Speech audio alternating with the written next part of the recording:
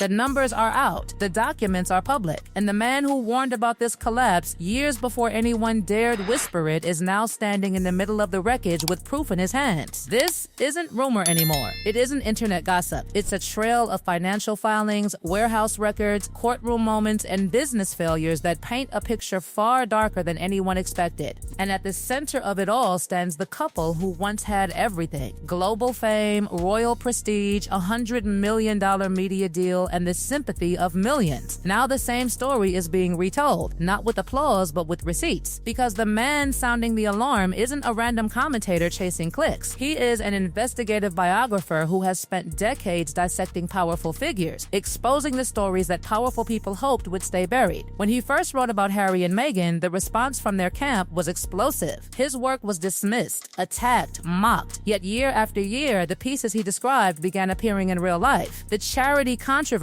the media deals that underperformed, the tension inside their business empire, the slow unraveling that critics once said would never happen. Now those predictions are no longer theoretical. They're measurable. And when the numbers finally surfaced, they told a story that even the most loyal supporters struggled to explain away. Because at the heart of the storm sits the organization that was supposed to represent compassion and purpose. When Archewell launched in 2020, it was introduced as a humanitarian mission inspired by their son Archie, a brand built around kindness, impact, and global change. The messaging was flawless, the narrative inspiring, but the financial documents that followed painted a much harsher reality. In its strongest year, Archewell reportedly received donations reaching $13 million. It looked powerful. It looked unstoppable. But fast forward just a few years and the momentum collapsed. Donations reportedly plunged dramatically, dropping to barely over $2 million in later filings, while expenses remained far higher. And that's where critics started asking uncomfortable questions. Because when observers examined where the money actually went, the numbers told an unsettling story. A relatively small portion went to charitable causes, while millions flowed into operational costs, travel, security, and administration. For a foundation marketed as a humanitarian force, that imbalance created immediate controversy. Then came the moment that triggered even louder whispers. A delinquency notice issued by California authorities after paperwork problems reportedly meant the foundation was temporarily unable to fundraise or distribute funds. For a global charity built around moral authority and public trust, even a technical filing failure became explosive. Commentators began asking the question no one wanted to ask publicly. Was the foundation truly a philanthropic powerhouse, or had it become something closer to a financial vehicle supporting the couple's own structure? Critics like Tom Bauer argued the latter, not necessarily illegal, but strategically designed to manage taxes and finances while the couple's media empire expanded. And that empire was supposed to be massive. Netflix had signed a deal reportedly worth up to $100 million. Publishing contracts promised huge advances. Speaking appearances commanded enormous fees. From the outside, it looked like the Sussex brand was evolving into a Hollywood-level powerhouse. But brands depend on something fragile: public attention.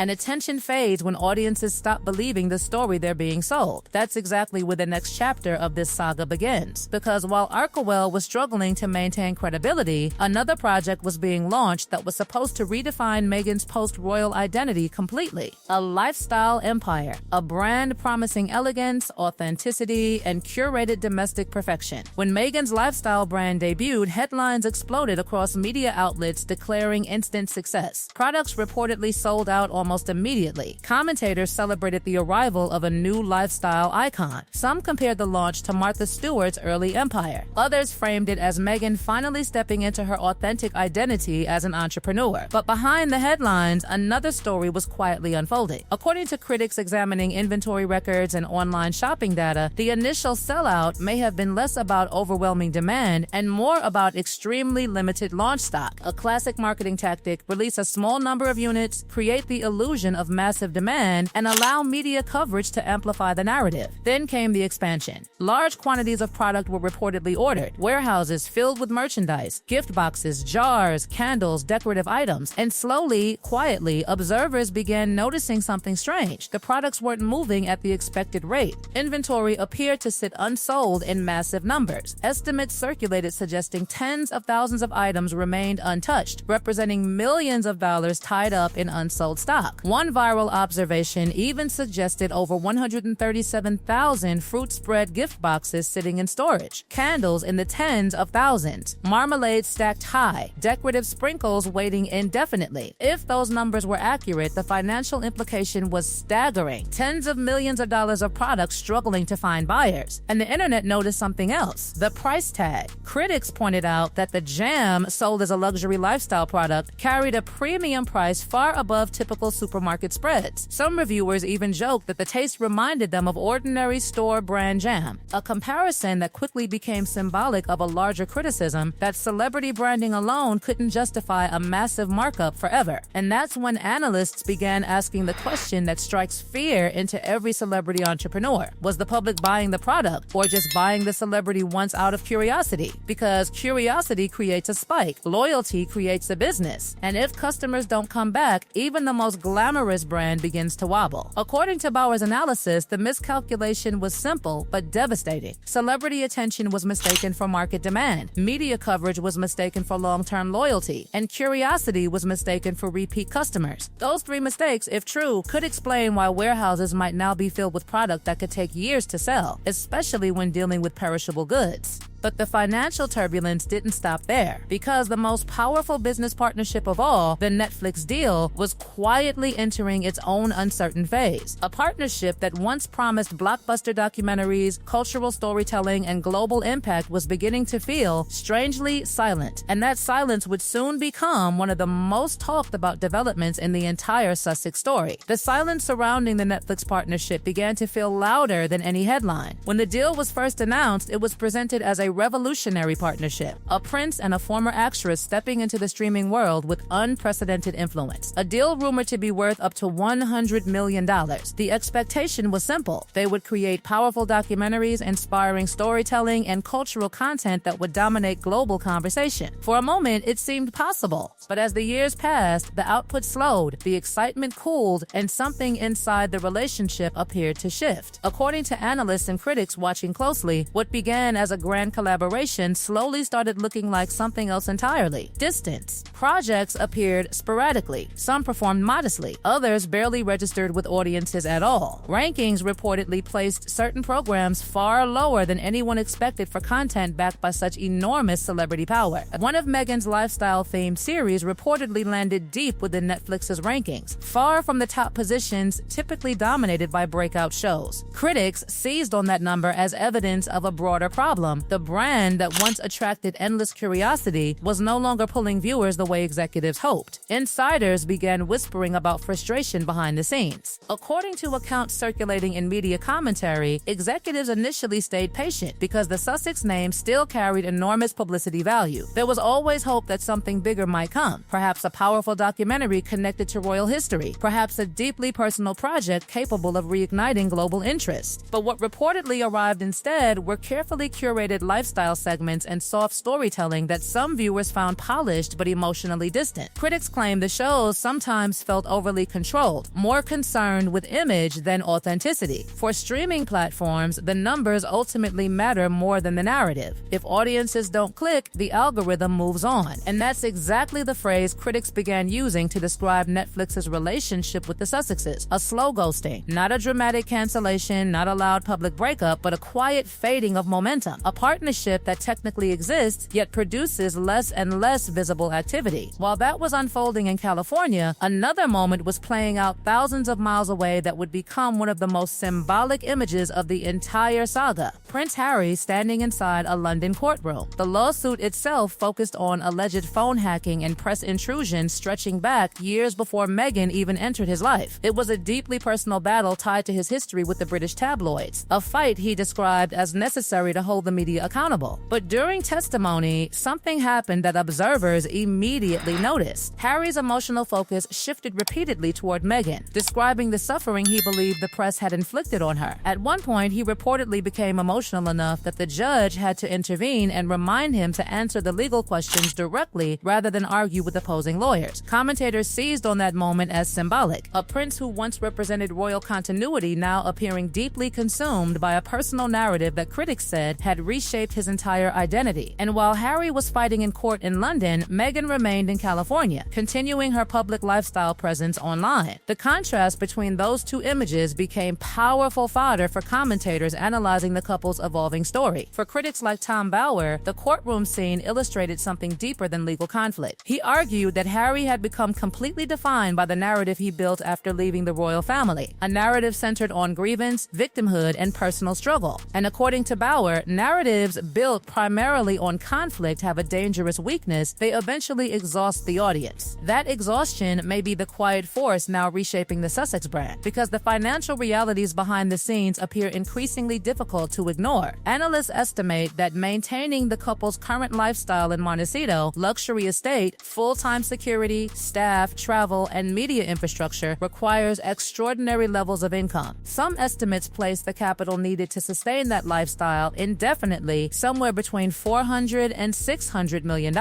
By contrast, Harry's estimated personal wealth sits somewhere around $35 to $40 million inherited and accumulated over time. Wealthy by any ordinary standard, but far below the amount required to maintain a global celebrity empire without major ongoing revenue streams. And that leads to the uncomfortable calculation critics keep repeating. Netflix appears uncertain. Spotify already ended its partnership years ago. Archewell's donations reportedly shrank dramatically. The lifestyle brand is facing questions about inventory and demand. One report even suggested fundraising dinners where wealthy donors could pay six figures for the opportunity to dine with the couple. To critics, that detail symbolized a brand under pressure, because when the product becomes access to the celebrity itself, it suggests the underlying business model may be running out of alternatives. Yet, the story may grow even more complicated. According to Bower's analysis, the most sensitive dimension isn't financial, it's geopolitical. Harry's continuing legal fight for British taxpayer-funded security has raised questions about whether the couple might eventually seek a pathway back into partial royal relevance. Not necessarily a full return, but some form of reconciliation that restores access, prestige, and protection when visiting the United Kingdom. Reports suggest King Charles has remained firm, refusing to reopen financial support despite repeated tensions within the family. That stalemate creates a dangerous situation from the monarchy's perspective, because as long as the Sussex brand relies on proximity to the royal institution for relevance, every new interview, book, or revelation carries potential consequences for the crown itself. Critics argue that the more financially pressured the couple becomes, the greater the temptation to monetize the only asset that still generates global attention: their royal story. And that is why some royal observers believe the most volatile chapter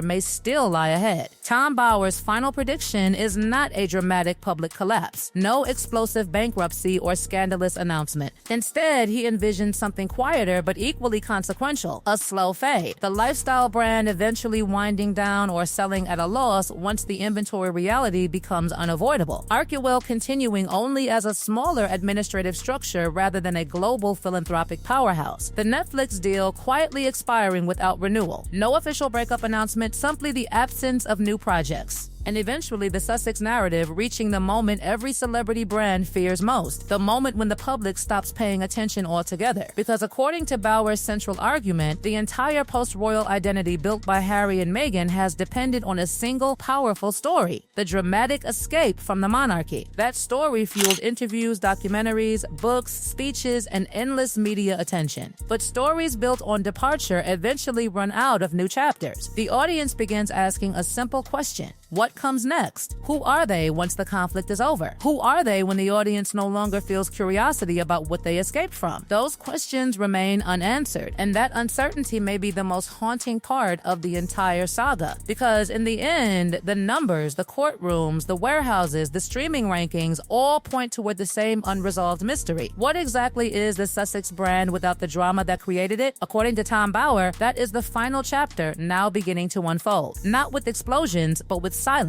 The silence of viewers scrolling past a show they once would have watched. The silence of warehouses filled with unsold products. The silence of media deals slowly fading into expiration. The silence of a public that once leaned forward with fascination but now simply moves on. And if that silence continues to grow, the greatest question facing Harry and Meghan may not be about money, reputation, or royal reconciliation. It may be the question every fading celebrity eventually faces: what remains when the spotlight finally moves somewhere else?